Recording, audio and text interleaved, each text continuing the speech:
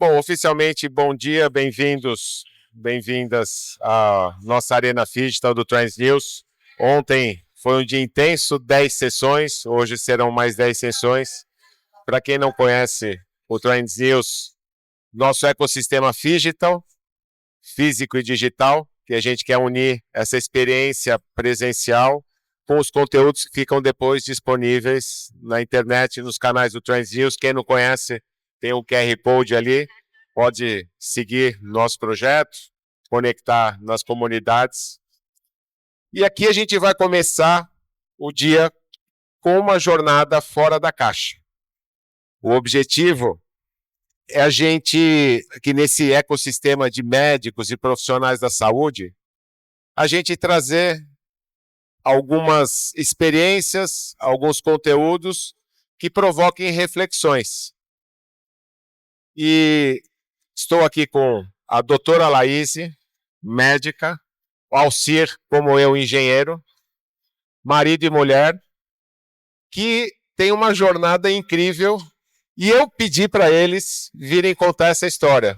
Eles, não sei se chegaram a fazer isso alguma vez, primeira vez, né? Não, foi a nossa primeira vez.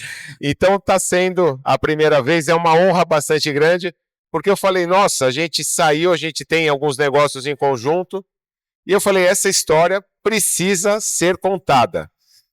E aí, estamos aqui, queria que Laís, por favor, se apresentar, depois o Alcir. É um prazer, primeiramente, estar aqui, dividir a nossa história com vocês. Eu sou médica cardiologista, minha formação foi na Universidade Federal da Bahia, e foi justamente em Salvador que eu conheci o Alcir, e ele sempre, desde o começo da minha especialização, ele foi meu parceiro. E como uma grande e boa parceria, ele é pautado em respeito e muita compreensão. E foi assim que a gente começou a nossa jornada e que hoje é parte da jornada médica que eu faço. Eu sou hoje CEO da MedTraining, uma plataforma de treinamento dedicada a ultrassom point of care aqui no Brasil, mas a minha experiência em point of care começou, na verdade, na Austrália, onde eu tive a oportunidade de dividir com médicos a minha experiência como ecocardiografista em ecocardiografia avançada, mas ir para uma informação muito básica, mas que ela é transformadora para o médico que está numa emergência ou numa unidade de terapia intensiva e que precisa ter uma resposta rápida e um diagnóstico preciso para seu paciente. Alcir. Bom dia a todos, um prazer estar aqui compartilhando um pouco da nossa experiência. Eu sou engenheiro de formação, mas basicamente eu sou engenheiro que virou marinheiro. Então, eu já fiz algumas transições na minha vida. A gente acha que a vida vai ser uma linha reta e a navegação nunca é uma linha reta, né? Você vai ter que enfrentar correnteza, você vai ter que enfrentar ventos, você vai ter que enfrentar ventos contra, tempestades e tudo mais. E a minha vida não foi nem um pouco diferente em relação a isso. A minha vida foi bastante aleatória, na verdade. Eu, com 14 anos de idade, minha mãe chegou para mim com um formulário e falou, olha, se inscreve aqui num curso técnico profissionalizante da Federal de São Paulo. A criança, eu falei, pô, escolhe aqui mecânica, edificações e eletrotécnica. Aí eu olhei mecânica, já imaginei um cara todo sujo de graxa. Falei, não vai rolar. Edificações, imaginei um pedreiro. Falei, não, também não vai rolar. Aí escolhi eletrotécnica pelo nome. Achei mais simpático, achei mais glamuroso. Para descobrir depois que a gente era chamado de trepador de poste e pica-fio. Ou seja, a bigorna da realidade já veio bem cedo para mostrar que a vida é dura, que a vida é complicada.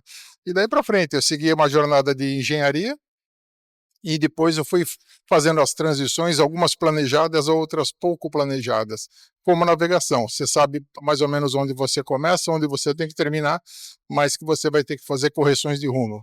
E assim é a vida, você vai ter que fazer ajuste de velas o tempo todo. Então é isso. Então, As coisas também, você tem que contar um pouco, né, com o universo conspirando a teu favor. Assim que eu entrei na Federal, eu não tinha a menor ideia do que era ser elétrico, eletrotécnico, entendeu? Aí no final do último semestre, eu lembro que eu cheguei na escola e tinha lá uma empresa fazendo um teste para estágio, que você era obrigatório fazer o estágio para receber a carteirinha de técnico pelo CREA. E aí, quando eu vi que não tinha aula, a minha primeira reação foi jogar sinuca. Tentei convidar 6 amigos para jogar sinuca, nenhum aceitou, todos queriam fazer o teste. E aí eu falei, bom, já que não tem jeito, eu vou fazer esse teste. Tinham 80 candidatos, 12 passaram e eu fui um deles. Aí eu falei, bom, tá vendo? Se vocês tivessem deixado eu jogar sinuca, tinha uma vaga a mais para vocês. E comecei numa indústria, numa multinacional suíça, alemã, onde você tem, inclusive, normas de como você vai grampear uma folha do lado esquerdo a 45 graus para quando você abrir não rasgar. E isso para mim, com 17 anos de idade, foi fantástico, entendeu? Então aquele regime, aquela disciplina, aquelas normas e tudo mais, aquilo me moldou bastante a minha formação, que eu trabalhei 12 anos na primeira etapa nessa empresa suíça-alemã. Fui para a área de engenharia de transformadores, e a equipe era ótima, o ambiente era ótimo, e naquele momento eu sonhava terminar minha vida ali. Eu falei, nossa, eu quero isso para a minha vida toda. Como eu tenho amigos agora se aposentando com mais de 50 anos de idade na mesma área, na mesma empresa. Já mudou de Brown Boveri para Zea Brown Boveri, de Zea Brown Boveri hoje é Hitachi, e foi feita essa migração e eles continuam lá. Só que para mim as coisas não aconteceram dessa forma. As oportunidades, a ansiedade, a vontade de desbravar novos mares sempre foi muito forte, muito presente em mim. E foi quando eu era um dos pioneiros de computação gráfica no Brasil, em 84, até 86. Eram pouquíssimas empresas que tinham implementado esse sistema no Brasil. Fui convidado por amigos que tinham ido para Angra dos Reis, no estaleiro Verome, para poder implantar esse sistema lá. E chegando lá, quer dizer, mudei de área, de engenharia para TI, mudei de estado, mudei de cidade, mudei tudo. Então eu tive que praticamente recomeçar um pouco a minha vida. O nome da minha empresa ela é Gênesis. Gênesis porque é sempre o reinício, né? Você tem que se reinventar, você tem que se resetar o tempo todo. Mas engraçado que aquilo nunca me soou como algo que eu tivesse que temer, mas como um desafio. Então, assim, mudei, fiz toda essa transição, fiz tudo nessa empresa, no estaleiro, menos implantar o sistema de computação gráfica para qual eu fui. Aquilo acabou indo para a área de projetos de engenharia, eu estava na área de TI e acabei desenvolvendo outras coisas lá. E assim foi sucessivamente. A minha vida ela é muito ad hoc. Então, assim, eu fui fazendo transições, algumas por vontade e outras não. O estaleiro, por exemplo, eu comecei em 86, em 90, todos os estaleiros do Brasil quebraram, fecharam.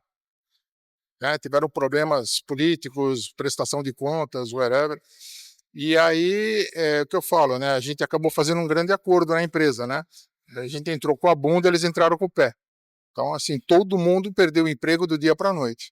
Né? Recebi uma casa que eu morava num condomínio que a gente brincava que era a Casa Grande e a Senzala, que a gente morava no condomínio da empresa. E aí fiquei lá com mulher e 3 filhos na época, meu primeiro casamento, e sabe Deus o que fazer. Foi aí que nasceu a ideia de construir escunas na Bahia, em Salvador, que eu já mergulhava, conhecia a Baía da Ilha Grande a palmo, por cima e por baixo d'água, e aí acabei foi a minha primeira transição de engenheiro para marinheiro, entendeu? Onde eu tive também que reaprender como trabalhar com hospitality para poder atender a grupos grandes, atendia navios de cruzeiro, atendia resorts, atendia Ilha de Caras, atendia uma série de eventos tão grandiosos quanto esse aqui. E assim foi feito até fiquei 11 anos dentro desse novo modelo, né? Até que também o mercado acabou se prostituindo, né? Muita gente entrando, muita pirataria entrando, e aquilo eu tive que acabar fechando e encerrando essa outra fase da minha vida. Né? Então, algumas são opções, outras não são opções, resta você saber como é que você vai encarar isso aí, como é que você vai ter a capacidade de se reinventar, como é que você vai redesenhar a sua vida, né? E nesse final desse projeto foi que eu acabei indo para Salvador. Eu trabalhava com turismo, com hospitality. Eu falei, bom, pelo menos eu vou para um lugar onde tenha mais verão, né? Porque também em Angra dos Reis a gente tinha muito problema na alta temporada com chuva. A gente brincava dizendo que era Uba-chuva, Caraguatá-chuva, São Sebastião e Água dos Reis. Que aquilo desmanchava igual o São Rizal durante o verão. E era horrível, quer dizer. Então, assim, foi quando eu fui e mudei para Salvador. E nessa ida para Salvador, consegui prestar serviço a uma empresa de navegação, que eu fazia passeios e eventos dentro da Baía de Todos os Santos, que acabei encontrando a doutora aqui, que já estamos há 23 anos juntos aí dentro dessa jornada. E aí, o que eu sempre falo, né? Médico nasce médico, morre médico. O advogado nasce advogado, morre advogado. Isso é grande tradição, né? Dentista nasce dentista, morre dentista. São poucos que fazem a transição. E aí, como eu sou engenheiro, engenheiro nasce engenheiro e faz tudo, até engenharia, entendeu? E aí acabei pervertendo a doutora aqui para poder seguir rumos diferentes daquele assim, mais da medicina mais tradicional, tirando ela um pouquinho mais da parte de consulta, da parte de clínica da propriamente dita, para a parte de treinamento, para a parte de algum projeto um pouco mais ambicioso. Então, agora que a gente se encontrou, foi basicamente isso. A gente de Salvador, eu estava justamente na fase de progressão da minha carreira. Como todo médico, você quer excelência, você quer fazer o melhor pelo seu paciente, e eu tinha isso no meu DNA. Eu quero trabalhar e quero exercer a medicina nas melhores instituições, com as melhores formações, e eu tinha essa ambição de sair de Salvador e fazer minha especialidade, que eu fui aceita no ENCOR para poder fazer a minha especialidade em cardiografia, e não foi diferente. O Alci veio comigo, ele embarcou nessa minha jornada. Obviamente, toda a minha dedicação ela foi convertida no convite para trabalhar no Einstein, que é uma escola extraordinária. Ela me ajudou a moldar muito do que eu sou hoje em termos de pensamento de comunidade, corporativo, a excelência na assistência ao paciente, mas a pesquisa e também a filantropia. Então, isso tudo é parte do que eu hoje sou. Eu devo à comunidade, à família Einstein, o acolhimento que eles me deram, mas, obviamente, nessa convivência com o Alcir, veio também a questão de, e aí, chegamos no topo da carreira, se você continuar nessa caixinha, você vai chegar a ser uma gerente médica, ou você vai ser uma gestora dentro do hospital, e vamos lá, o que é importante para você? Veio aquela grande questão. O que é importante para você é o status, o que é importante para você é uma posição, ou é o propósito? Então, a gente tem como tripé, pelo menos eu fiz essa decisão de sair do país, foi baseado justamente no meu grande propósito. Meu grande propósito é família, liberdade e respeito. Então, dentro desse molde, onde entra a saúde também dentro desse escopo, a gente pecava um pouco, a gente sentia falta do que a gente fala de liberdade no sentido mais amplo, de você poder escolher o seu próximo passo, de você testar sua capacidade e a sua resiliência em ambientes difíceis, e também a liberdade vamos dizer assim, a qualidade de vida que dentro da nossa rotina em São Paulo a gente não tinha. Você quer falar um pouco mais sobre isso, ou seja, quando foi o nosso momento de saída? O divisor de águas, né? Porque eu estava em Salvador e o contrato que eu tinha lá acabou se encerrando também por conta era uma concessão do serviço público, eles brigaram com o governo e acabou se encerrando essa concessão. Coincidentemente, a Laís tinha acabado de passar no INCOR para um fellowship de 2 anos, e aí também achei que era o momento de retornar para São Paulo, para o mundo corporativo, para tentar voltar a ter um pouquinho mais de background, porque quando você fica muito tempo também no turismo, você está no mundo corporativo, você vai para o turismo, você fica numa bolha onde o mundo está acontecendo, tudo está mudando uma velocidade muito grande e você fica alheio ao que está acontecendo. Eu senti essa necessidade e para o rede de relacionamento cheguei até em alto estilo em São Paulo, consegui já logo um trabalho na consultoria americana Arthur D. Little por rede de relacionamentos. Curiosamente, eu nunca fiz uma entrevista de emprego na minha vida. Eu sempre fui indicado, eu sempre recebi referência. Se eu tiver que fazer uma amanhã, não tenho a menor ideia nem de como que eu começo, por onde eu começo. Talvez, bom dia, meu nome é Alcires, daí para frente, não sei como tocar esse negócio. Então, assim, aquilo foi uma escola também em termos de montar business plan, de fazer planos de negócio, de você atender empresas. Você é um médico corporativo. Você é igual eles tentando achar um diagnóstico para um paciente, você está tentando achar um diagnóstico para uma empresa. E eu tive professores maravilhosos, foram praticamente 4 anos trabalhando, onde depois eu fui também a Arthur D. Little fechou no Brasil e eu acabei indo para uma outra empresa, onde eu fiz a implantação do SAP. Fiz todo o treinamento do SAP, também se aprende todos os módulos, de como que toda a organização funciona, como é que ela se integra, todas as informações que são capturadas, que tem que terminar no contábil e no financeiro, e que foi a eFarma, né? Sou super grato ao Dr. Luiz Monteiro, que era o CEO, que na época também me convidou para poder trabalhar lá. Em 2 anos implementamos, foi case de sucesso. Então, assim, você sai do short de tactel e camiseta e sandália havaiana para botar de novo paletó, gravata. Idas e voltas, né? Entendeu? Idas e voltas, idas e voltas. Eu acho que é um conceito, até te interrompendo um pouquinho.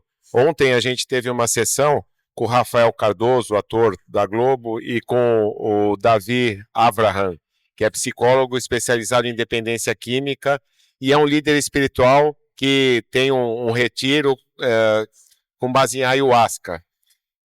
E o que a gente conversou muito ontem foi sobre a palavra jornada. E é o que eu vejo, todos nós temos as nossas jornadas, cada um com o seu caminho, e muitas delas você tem as pessoas que você cruza e você fica com essa pessoa, que é o caso de vocês, e outras que você se encontra, desencontra, encontros e desencontros. E cada um precisa construir essa jornada, né? Então, por tudo que eu conversei com vocês, eu estou vindo aqui, é uma construção que, ora, é o destino, está te levando, e ora você tem que tomar as rédeas, né? Como o navegador.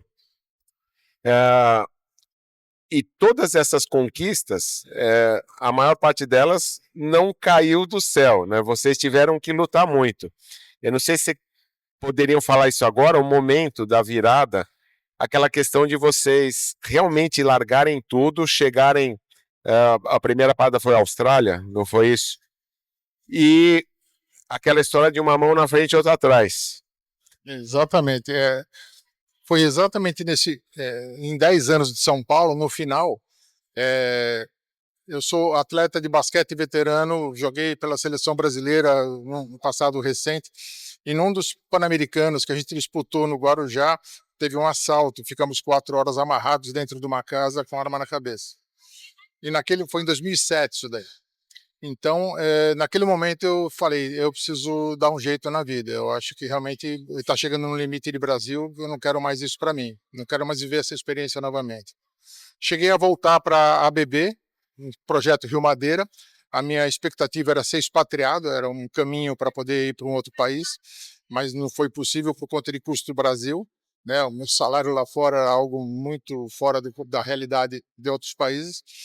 E aí nós resolvemos, eu entrei no plano de demissão voluntária, né? Pedi para ser demitido, o pessoal, todo mundo assustado, falou, mas o que está acontecendo? Eu falei, não.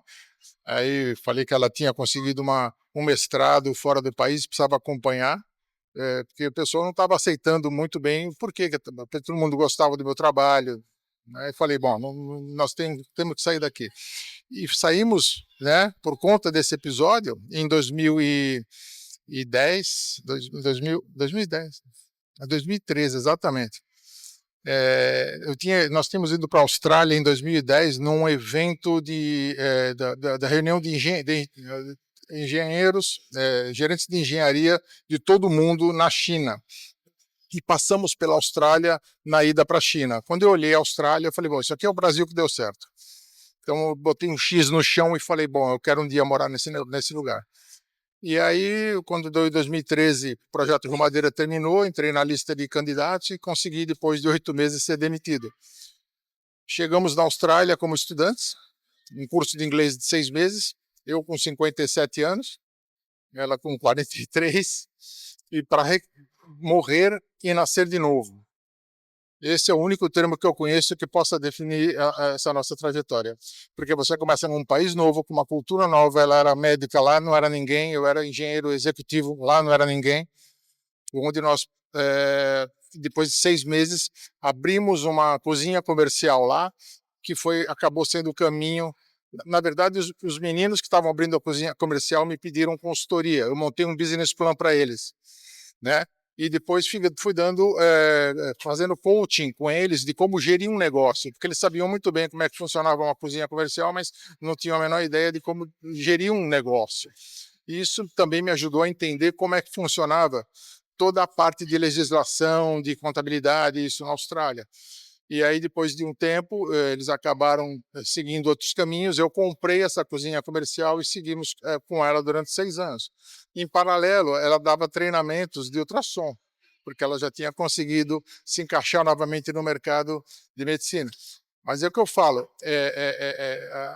você simplesmente, a essa altura do campeonato, com 57 anos, todo mundo falou que a gente era louco. Falou, vocês são loucos, vocês estão abrindo mão de uma posição, de um status hoje no Brasil que poucos têm, né? Morávamos em Tamboré, com uma qualidade de vida, e tinha um padrão de vida muito bom, mas a qualidade de vida, na verdade, não era tão boa. Então foi isso que nos impulsionou a fazer isso.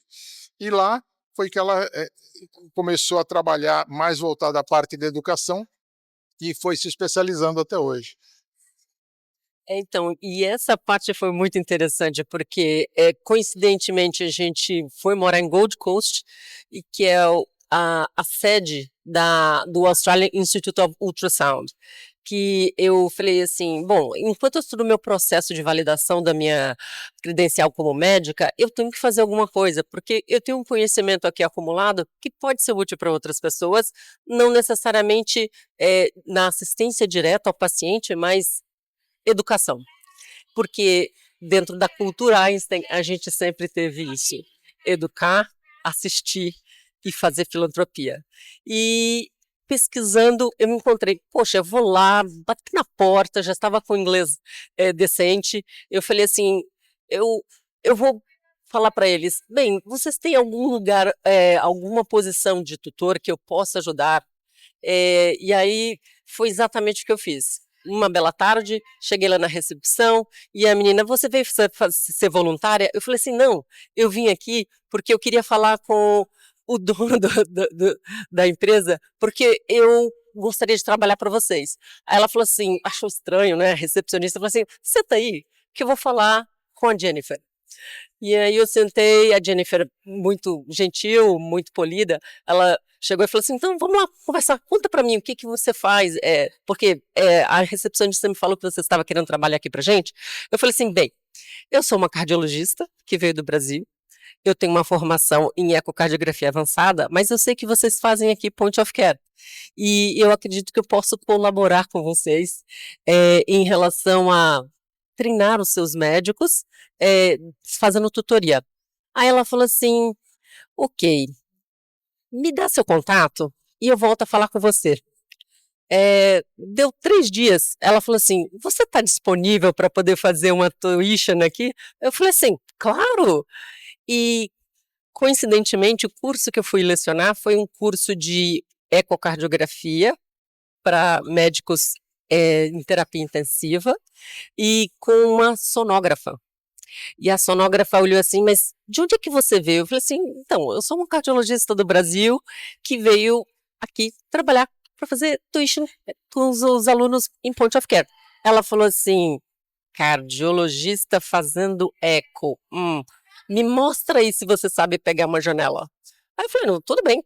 Cheguei, peguei, já estava mais ou menos há 2 anos sem praticar, mas para mim é quase que medular. E aí ela olhou assim, você sabe pegar a janela. Então tá bom, vamos lá. E aí, depois desse treinamento, foi um sucesso. Os meninos adoraram, tivemos um bom feedback. E aí a Jennifer falou assim, depois desse curso, você não quer me ajudar na parte de acreditação de cursos? Eu falei assim, isso aqui é moleza para mim.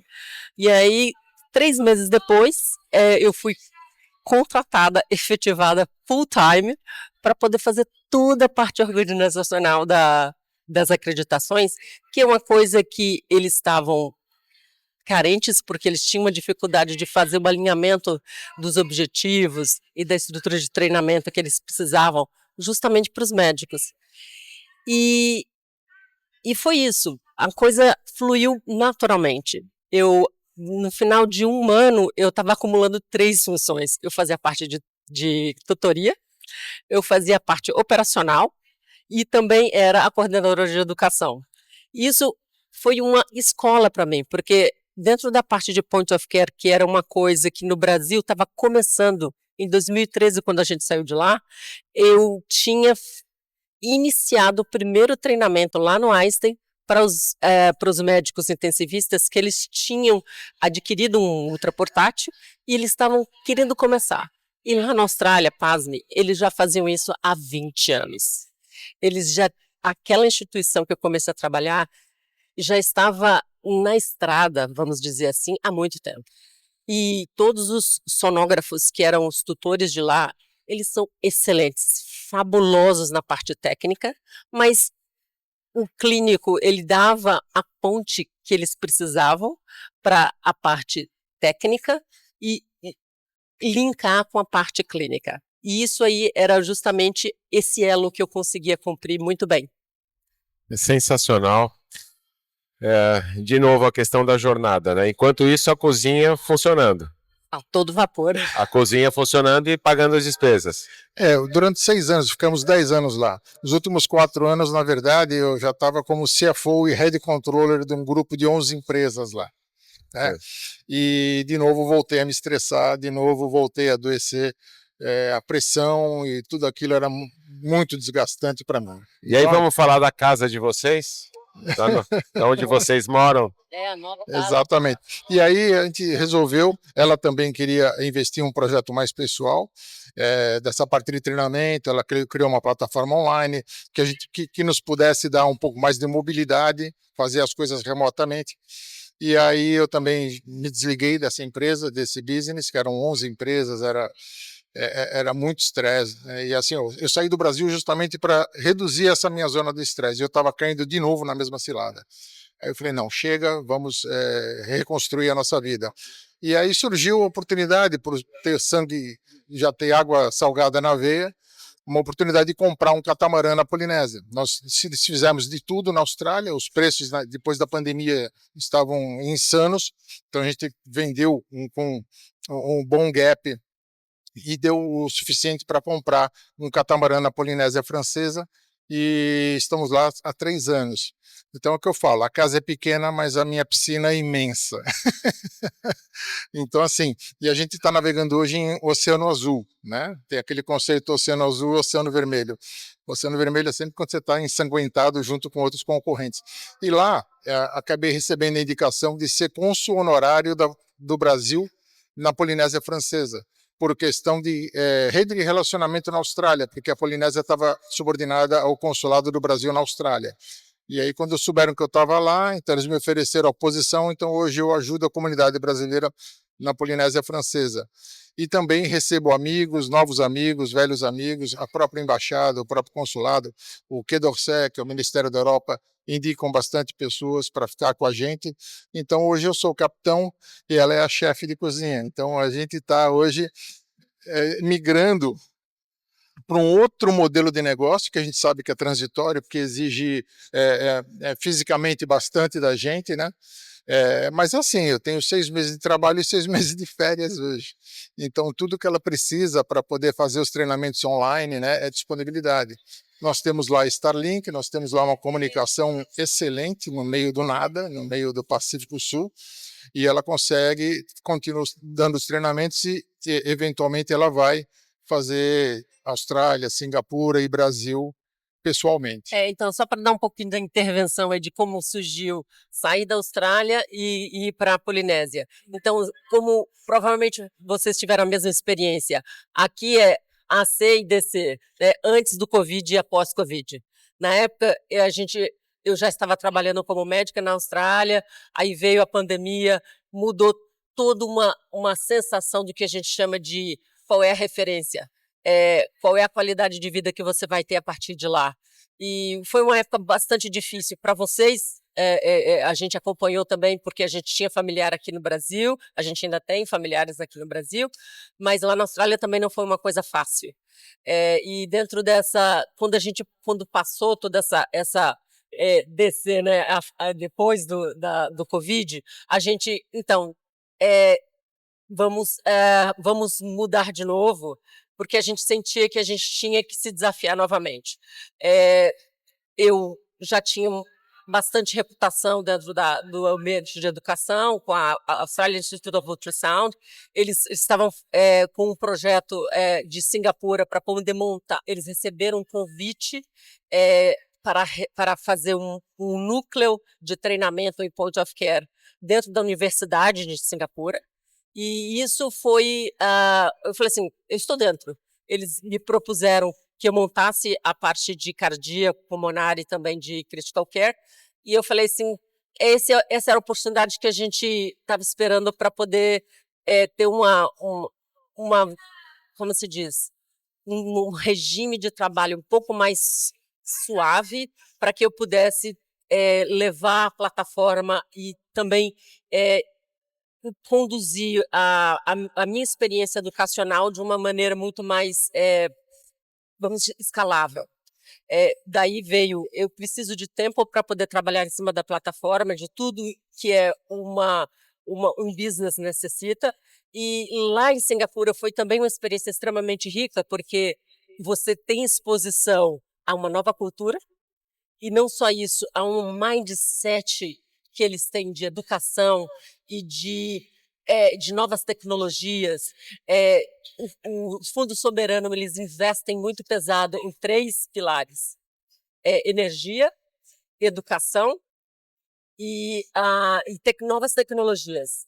E foi justamente nesse ambiente que produziu essa vontade de não só trabalhar com educação em point of care, mas também fomentar novos empreendimentos que envolvam a medicina do futuro.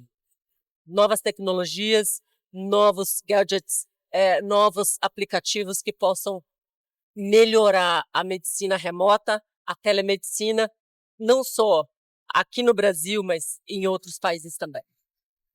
E foi nessa que nós acabamos nos encontrando e hoje estamos em parceria também desenvolvendo um projeto também de educação aqui no Brasil. É incrível, né? O mundo vai dando voltas. Eu falo sempre que coincidências não existem. Existe a serendipidade. As pessoas não conhecem muito esse conceito no Brasil. O nome não é bonito. Serendipity em inglês é mais bonito. Mas é indicação que coincidências não existem. Existe sempre uma razão desses encontros e desencontros. A gente está caminhando aqui para o final. E eu gostaria de saber de vocês, dentro dessa jornada que exigiu muita coragem, muita parceria, tem alguma coisa que vocês se arrependem, que vocês fariam diferente do que vocês fizeram? Talvez meu arrependimento eu devia ter feito antes. É Olha porque só.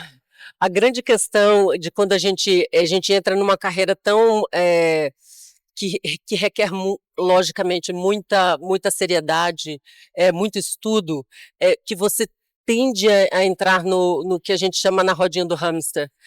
Você começa daquele jeito e vai ser sempre até o final. Depois de 30 anos, eu já estou chegando em 30 anos de carreira profissional, e você sente que pouca mobilidade.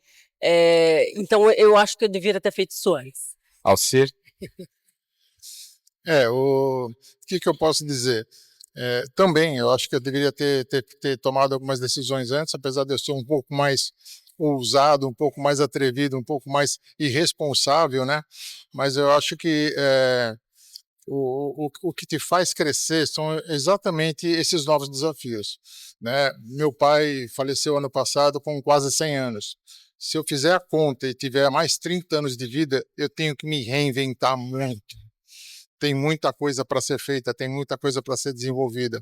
Então é isso. Eu acho que o que me move é sempre a cenourinha, que você tem que estar correndo atrás, tem que buscar. A hora que você perder esse incentivo, a hora que você perder essa motivação, eu acho que realmente aí a vida vai embora, né? Eu não fui feito para ficar na praça jogando dominó, de pantufa dentro de casa.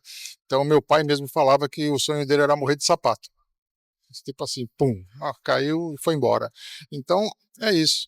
Eu acho que tem novas jornadas, novas gênesis na minha vida aí.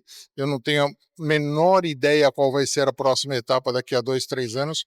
E isso, para mim, é a coisa mais maravilhosa do mundo.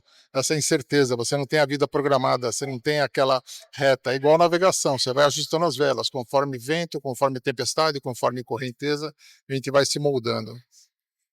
E só para finalizar, é isso mesmo, o que me move é o propósito. E tendo o propósito, eu sempre vou ter energia para aprender mais, fazer melhor. E eu nunca, sempre quando existe uma dificuldade, eu penso assim, então qual é o seu propósito? Meu propósito é ajudar os outros a ajudar mais gente. Então, se eu conseguir a cada dia replicar isso, fazer com que meus colegas, eles atendam melhor os seus pacientes e melhore a sua relação médico-paciente, eu estou feliz. Nossa, que lindo, para falar a verdade é isso. Que eu fico, vai passando um filminho pela cabeça, você se projeta, né? Você tá, eu moro em São Paulo, minha esposa é colega da Laís. Claudinha. A gente, de novo, a questão de serendipidade. A gente reunido para falar de um projeto virtualmente. Aí, a Laís Encore, eu falei, Cláudio, você conhece Laís porque passou pelo Encore? Nós trabalhamos juntas. E aí, nessa visita que eles estão aqui em São Paulo, já a Laís foi com a minha esposa fazer um treinamento.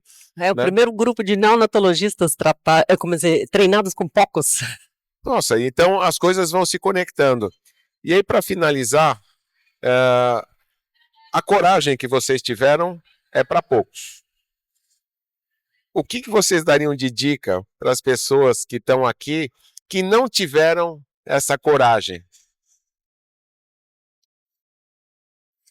Olha, eu acho que, bom, primeiro, né, eu acho que tem alguém lá em cima que gosta de mim. Né? Eu acho que o universo conspirou muito a favor, mas eu acho que talvez a gente tenha uma coisa chamada merecimento. Então, muitas vezes eu tive que me jogar de paraquedas, sem paraquedas, esperar o paraquedas no meio do caminho. Você tem que acreditar em você, você tem que acreditar no teu taco.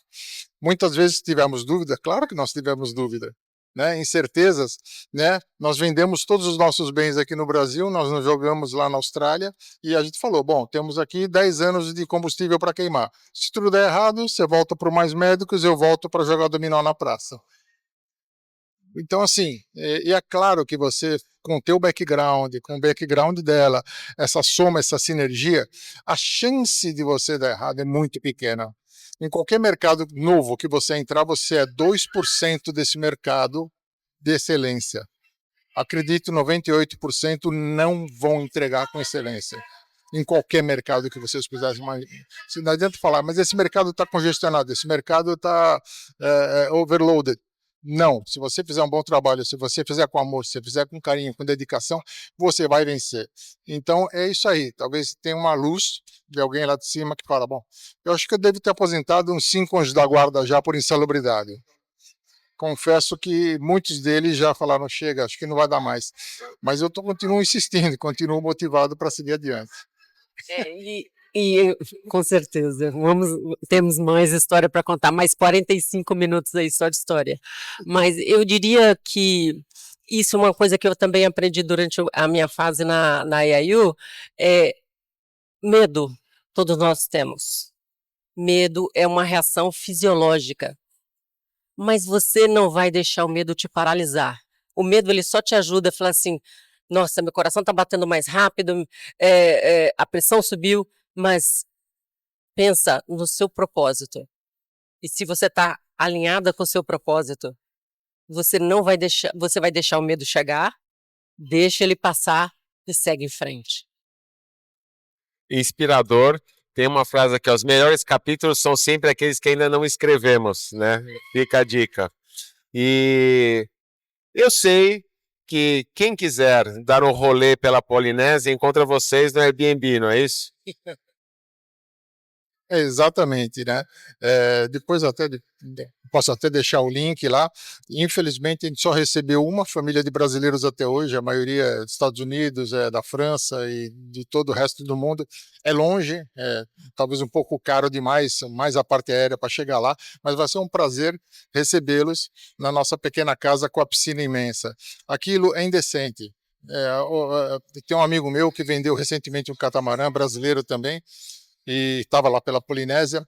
Eu conversei com ele e falei: como é que você está? Ele falou: estou deprimido, porque a gente chega num patamar tão alto que daqui para frente só para trás. Mas assim, é tudo na fases da vida. Eu acho que nada é eterno, a gente tem que ter a capacidade de ser camaleão, de cada vez se readaptar, ainda mais com o mundo evoluindo do jeito que está, com tecnologias, com informação e com tudo isso. Quem ficar parado, a correnteza vai levar. Então, movam-se, move on. Boa. Enquanto você estiver se movendo, você vai estar vivo, motivado e motivando os outros. Eu acho que o que a gente deixa de legado é o que mais importante. É essa mensagem que a gente sempre quis passar. Excelente. Sua mensagem final. Não, a minha mensagem final aqui, que na verdade, só agradecer a presença de vocês aqui, porque se vocês estão aqui numa arena digital, é porque vocês acreditam que existe sempre espaço para melhorar, e a gente vai melhorar e vai fazer a melhor medicina possível. Excelente, muito obrigado. A salva de palmas para eles aqui. Inspiradores.